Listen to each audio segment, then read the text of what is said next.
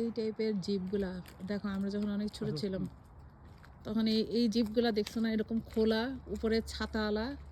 আজকে কতদিন পরে এই জিপগুলা দেখলাম আমি। এখন তো ওই যে উইন্টার পার হয়ে এখন মে মাসে স্প্রিং চলে গেছে, সামার আসতেছে। আচ্ছা, এই জিপগুলো কি কাজে ব্যবহার করা হয়? চাকার অবস্থা যেই মোটা মোটা, এটা তো মনে হচ্ছে যে রাস্তার উপরে চালানো হয় না। পিছনে আবার সিটও আছে, তার মানে মানুষ ভেহিকলে বসতে পারে। এটা সম্ভবত আই ডোন্ট নো, মাথায় কাজ করতেছে না। প্রথমে ভাবলাম যে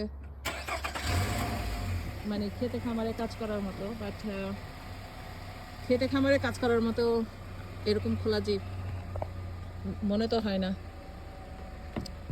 এই হচ্ছে আমাদের স্প্রিং এর সাসকাটন, কানাডা। এখন সম্ভবত 8:30 বাজে, ঘড়ি আমি চেক করি নেই।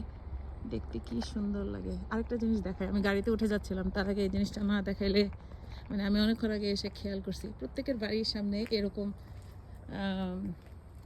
মানে ওদের সুন্দর কিছু কাজ থাকে। এই যে বিভার, ওদের জাতীয় প্রাণী, এবং এই যে বিভার ডেন, এই ডেনের ভিতরে থাকে। এই জায়গাটা দেখতে অতটা ভালো না, বাট ওরা এরকম ক্রিয়েচার দিয়ে, মানে ক্রিয়েচার না, এটাকে কি বলে, যে ভাস্কর্য দিয়ে আর কি, ওদের এই জিনিসটাকে, ফ্রন্টিয়ারটাকে সুন্দর করে সাজায় রাখে। ঠিক আছে, তাহলে আমি এখন যাই বাসার দিকে, 8:30 বাজে।